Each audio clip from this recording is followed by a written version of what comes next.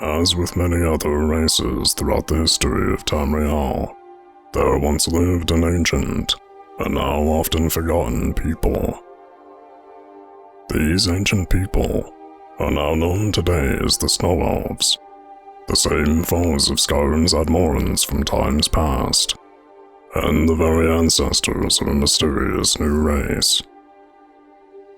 Although only a few of their kind remain today, they once thrived across the vast landscape of Skyrim.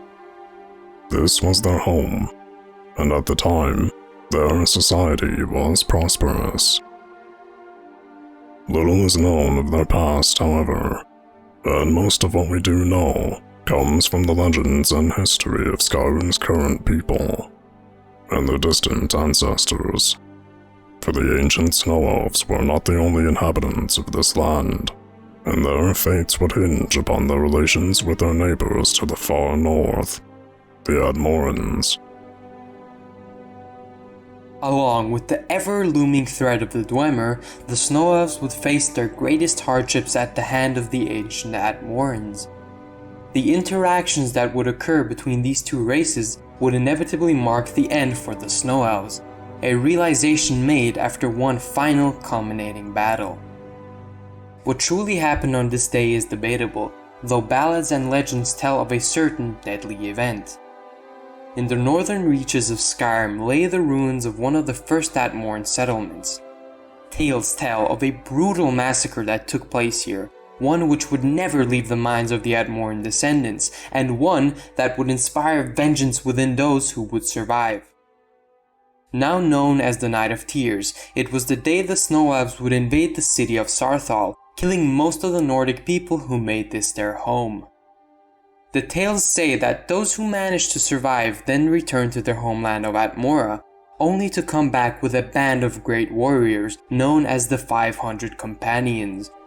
Referred to in song as the Day of Final Passage, the Companions would reclaim their former city, and thus began the downfall of the Elven civilization.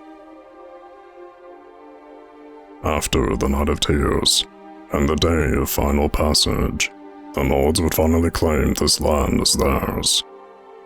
Driven by their great leader, Ysgramor, wrath would soon fall upon the Snow Elves, and after many battles across not only Skyrim, but the Isle of Solstheim as well, the numbers of Snow Elves were waning, and so was the little hope left for their entire civilization.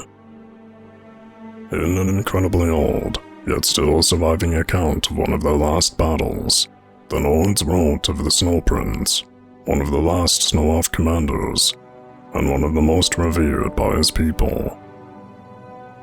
This commander rode into battle on the back of a white steed, accompanied by an unsettling glow of unknown magicka, and his own laughter, and frightening joy.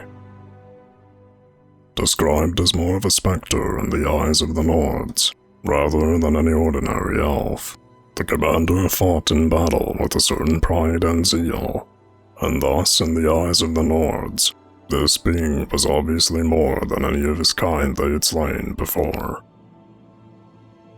Amidst the glory and rage of battle, the sound of fighting and bloodshed would suddenly stop. The Snow Prince's voice and laughter had gone silent, drawing the eyes of all towards the elf on his steed. Then, he would sweep into battle, and unleash devastation upon the Nords. In the words of the book, like a sudden, violent snow squall that rends travelers blind and threatens to tear loose the very foundations of the sturdiest hall, the Snow Prince did sweep into our numbers. Indeed, the ice and snow did begin to swirl and churn about the elf, as if called upon to serve his bidding.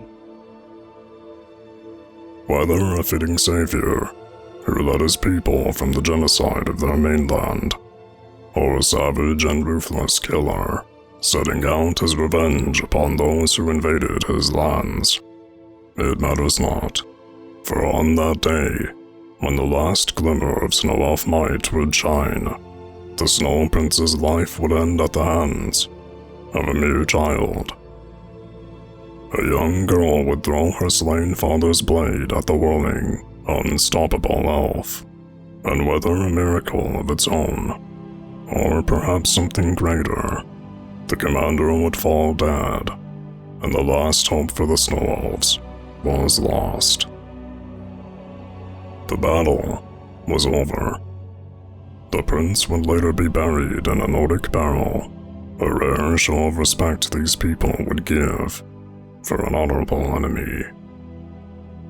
This is sadly where the story of the Snow Elves would end, but it was not the end of their people. For indeed to this very day, some few still survive, yet even more now live on, not under the light of the shining sun, but rather beneath the very ground we each walk upon. Deep under the surface of Tamriel, there lurks a new race. These are the descendants of the Snow Elves from Skyrim's ancient history, and the now physically diverged children of the Forgotten race. One of the very few remaining Snow Elves still alive today has chosen to refer to these beings as the Betrayed. However, most of those in Skyrim still refer to them by their original name, the Falmer, or Snow Elf in the Aldmeri language. What truly caused their apparent disfigurement is unknown, though there are theories. Towards the end of their war with the Admorans, the Snow Elves sought refuge with the Dwemer in their cities underground. This came at a price, however, that price being their sight. Whatever means the Dwemer made use of to remove their sight, nobody knows. Perhaps more sacrifices were made over time, leading to the further disfigurement of the once beautiful race. Or perhaps the original substance used had unexpected side effects.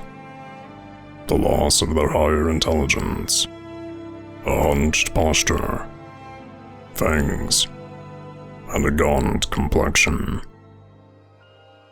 It is obvious that whatever bargain they reached, some might call worse than death.